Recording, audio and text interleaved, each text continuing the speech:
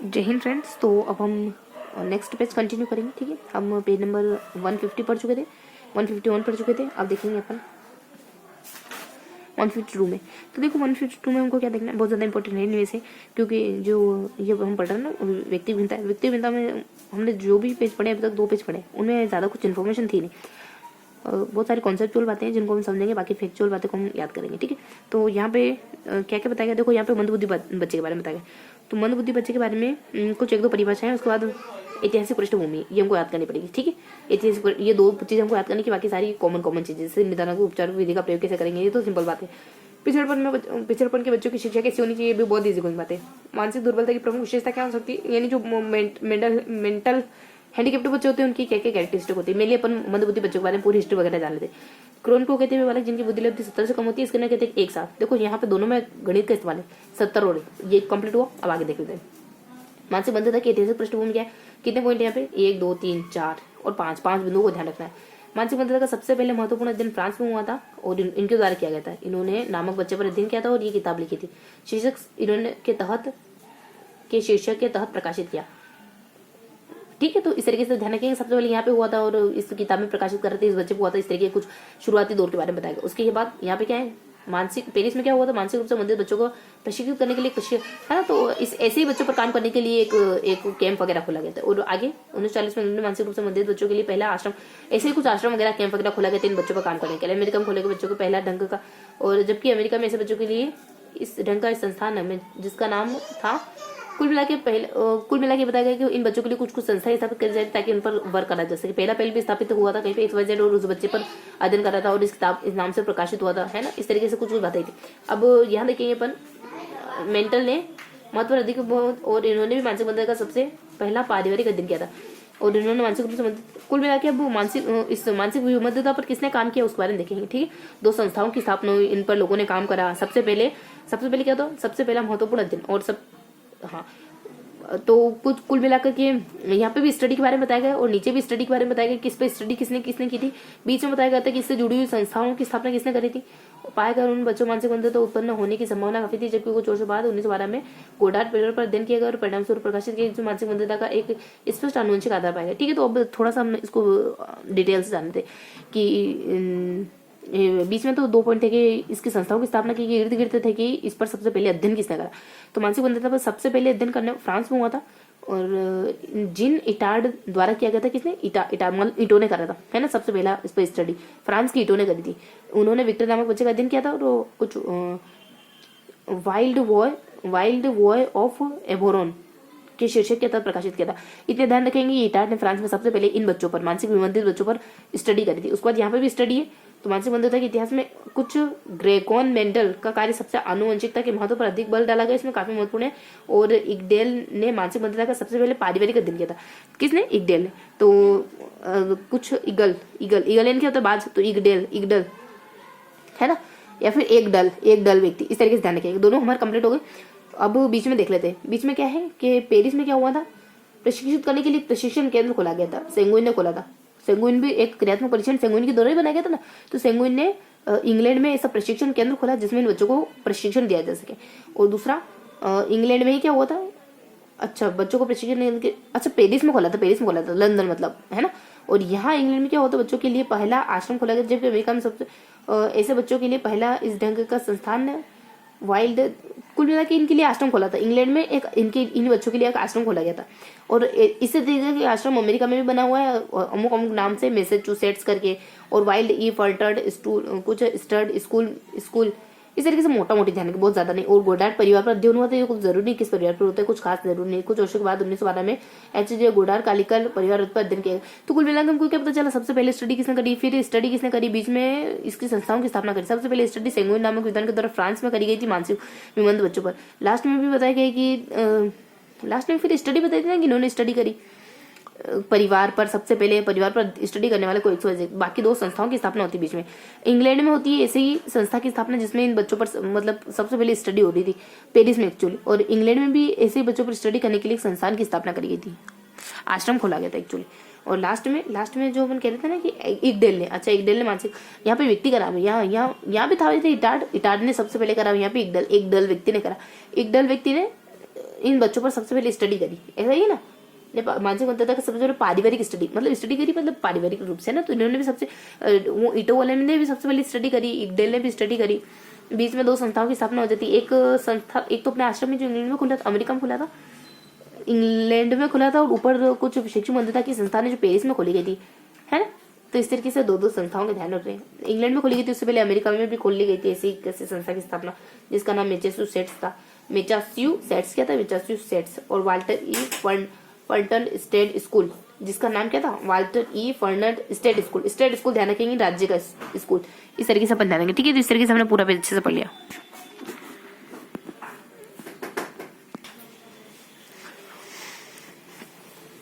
तो इस तरीके से हमने मानसिक संबंधित बच्चों के बारे में पढ़ लिया। अब कुछ खास बातें देख लेते हैं कि इनकी विशेषताएं क्या होती है। तो ये दुर्बल होते हैं, मतलब सीमित बुद्धि, इनमें बुद्धि कम पाई जाती है। शारीरिक रूप से भी कमजोर होते हैं, एडजस्ट नहीं कर पाते। देखो बुद्धि मतलब एडजस्टमेंट, तो एडजस्ट नहीं कर पाते। सामाजिक योग्यता, बुद्धि मतलब समाज में अच्छा व्यवहार करना, ये भी नहीं कर पाते। शिक्षा में प्रशिक्षण की पढ़ भी नहीं पाते। और सीमित परिणाम यानी समय भी इनके हार्मोन डिसबैलेंस होता है, तो ये पढ़ने में कमजोर होते हैं। और ये शरीर से भी कमजोर होते हैं, बुद्धि से कमजोर होते हैं। मतलब कि इनका मानसिक विकास भी सही नहीं होता, शारीरिक विकास भी सही नहीं होता। कि इन बच्चों का, पिछड़े वाले बच्चों को, कौन से बच्चे, मानसिक रूप से दुर्बल बच्चों का। मानसिक रूप से मंदबुद्धि बच्चे भी हट रहे ना अपन, तो मंदबुद्धि बच्चे ना शरीर में अच्छे होते हैं ना दिमाग में अच्छे होते हैं। मतलब शरीर में ठीक है ही सही, लेकिन पढ़ने में जैसे कि समायोजन नहीं कर, बुद्धि में देखो तो एडजस्ट नहीं कर पाएंगे। ये देखो ये बुद्धि नहीं, बस। तो बुद्धि में देखो तो एडजस्ट नहीं कर पाएंगे, पढ़ नहीं पाएंगे, कुछ खास नहीं, समायोजन नहीं बिठा पाएंगे, अपने इमोशन को कंट्रोल, समाज से भी ठीक नहीं रह पाएंगे, समायोजन नहीं कर पाएंगे, अपने खुद के इमोशन को भी कंट्रोल नहीं कर पाएंगे, है ना। पढ़ नहीं पाएंगे खुद से, है ना। और सीमित समायोजन स्थापित नहीं कर पाएंगे, सीमित बुद्धि। कुल मिला के ये ना तो अपने समय को स्थिर कर पाएंगे, ना ही समाज से अच्छे रह पाएंगे, ना ये पढ़ पाएंगे शैक्षिक रूप से, मतलब शैक्षिक रूप से अच्छे नहीं होंगे, ना पढ़ पाएंगे। बस ये सारी इनमें कमियां होती है। बुद्धि भी सीमित है, तो कैसे पढ़ेंगे, बुद्धि में सीमित होती है, ठीक है। तो ये मोटा मोटे हमने जान लिया, बहुत ज्यादा जानने की जरूरत है नहीं। तो यहाँ पे सिर्फ हमने 2-4, यहाँ पे खाली थोड़ा सा 1-2 परिभाषा देखिए। इसके लिए 1% 70 और 1% देखते हैं अपन। एक को कहते हैं 70 से कम 1%, 1 वर्ष में निर्धारित कार्यक्रम पूरा नहीं कर पाते।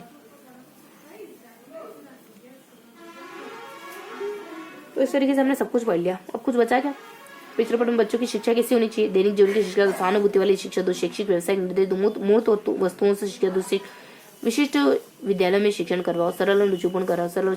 निदानात्मक में क्या है, सामाजिक व नैतिक मूल्यों की शिक्षा दी जाती है। हस्तकौशल की शिक्षा, निदानात्मक उपचारात्मक विधि में नृत्य, संगीत, नाटक, कार्य पुस्तकों का प्रयोग, गीत की अपेक्षा शुद्ध बल पर, मौखिक कार्य पर बल, चित्रकारी इत्यादि की शिक्षा। बहुमुखी विविध कोश जीवन केंद्रित शिक्षा है, कार्य पुस्तकों का प्रयोग, ये सब मोटा मोटी बताएगा।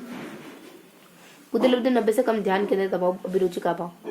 किनकी, शिक्षित, ये किसकी है, पिछड़े बच्चों की ही है ना। पिछड़े बच्चे अपने यहीं से शुरू हो गया था, 90 से कम होती है। तो हमने कह दिया कि इनकी बुद्धि लब्धि 80-90 के बीच में होती है पिछड़े बच्चों की, ये तो हमने पढ़ लिया था। अब यहाँ पे हमने क्या पढ़ा, फटाफट से रिवाइज कर लेते हैं। तो पेज नंबर 152 में हमने क्या देखा, पेज नंबर 150, 151, 150, 152, ये 3 पढ़े। तो पेज नंबर 152 में क्या देखा, पेज नंबर 52 में हमने एक पिछड़े बच्चे देखे, जिसमें 75 कहते थे, जिसमें अपन 1 कहते थे, 2-3। यहाँ पे किसने स्टडी करी, यहाँ पे किसने स्टडी, यहाँ ईटा ने करी, तो यहाँ पे इग्डेल ने करी, है ना। ईटा ने फ्रांस ने करी थी, इग्डेल ने भी इसे कुछ खोला था, इग्डेल ने। मतलब इन बच्चों की स्टडी करी थी कुल मिलाकर। बीच में दो बातें और बता दी जाती है, जिसे कहते हैं कि ऐसे आश्रम की स्थापना करी गई थी, ऐसे संस्थान की स्थापना करी गई थी, ठीक। बाकी पिछड़े बच्चों में परिभाषा देख ली, 1-2 बातें देख ली, और इनकी क्या कारण है इनके पिछड़ेपन का।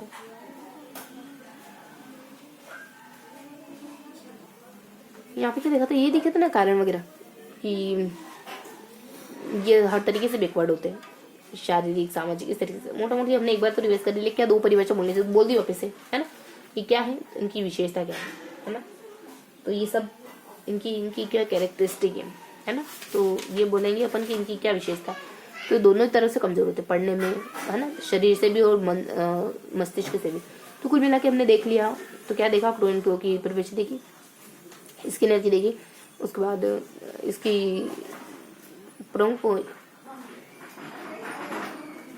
बस ये दोनों ही कवर करते हैं। उसके बाद तो प्रमुख स्टडी के बारे में पढ़ा हमने, इसे 2-2 करके बीच में करके। इस तरीके से हमने इन दोनों की स्किनर की परिभाषा के साथ है, तो कुछ 2 बातें और जानी।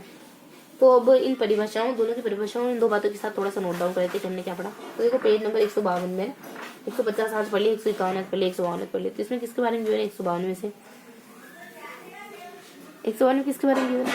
101 में ना हमको पिछड़े बच्चे के बारे में पढ़ना पड़ेगा। पिछड़े बच्चे के बारे में, पिछड़े बच्चे के बारे में बताया जाता है कि बुद्धि लब्धि 70 होती है इनकी। ये स्किनर कहते हैं, स्किनर नहीं, ये अपने क्रोनकर कहते हैं ना। स्किनर की तरह 1% व्यक्ति होते हैं, शायद 1% ही पाए जाते हैं एक वर्ष में अपने जो काम है ना वो पूरा नहीं कर पाते। इनकी कुछ विशेषताएं भी होती है।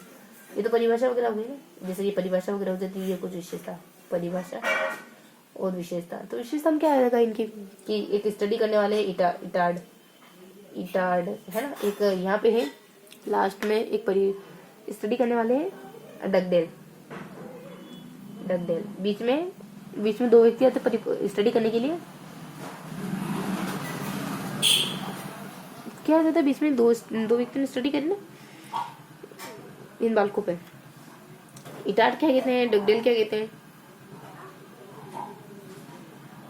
कहते हैं, चलो क्वेश्चन मार्क लगा देते हैं, यहाँ पे क्वेश्चन मार्क लगा देते हैं, यहाँ पे क्वेश्चन मार्क लगा देखते देखिए क्या कहते हैं। अच्छा, इनकी विशेषता शरीर से कमजोर होते हैं, मन से कमजोर होते हैं, है ना। मस्तिष्क में तो तर्क वगैरह भी आ जाएगा, संवेग वगैरह हमारे, है। सामाजिक अयोग्यता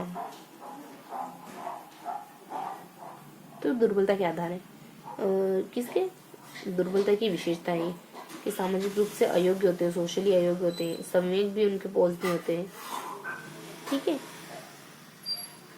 तो सामाजिक और संवेग इस तरीके से ध्यान रखेंगे। अब अगला हमको क्या करना है, बस एक दो बार दोहरा लिया ना, तो या तो हमने दोहरा लिया। इटार्ड और डगडेल क्या कहते हैं, अच्छा ये देखना था हमको। इटार्ड कहते हैं कि फ्रांस में इसे स्टडी हुई, और डगडेल ने भी कहा कि इस पर अध्ययन करा। और 2 आ जाते पेरिस और इंग्लैंड। पेरिस में तो ऐसा स्कूल खोला गया था, यहाँ पे आश्रम खोला गया था, ठीक है। तो इस तरीके से हमने इन पेजों को पढ़ लिया। इटार्ड ने क्या करा, यहाँ पे स्कूल मतलब कुछ खोला गया था, है ना, स्कूल वगैरह और आश्रम, स्कूल तो नहीं, क्या कहेंगे अपन, संस्थान वगैरह, आश्रम वगैरह। और इटार्ड और डगडेल ने क्या करा, ये बेसिकली कहते हैं कि मानसिक विमंदता शब्द का सर्वप्रथम प्रयोग करा। इन्होंने मानसिक विमंदता शब्द सर्वप्रथम पारिवारिक अध्ययन करा। तो इस तरीके से हमने 101 पढ़ लिया। अब मिलते हैं अपन अंतिम स्लॉट के साथ।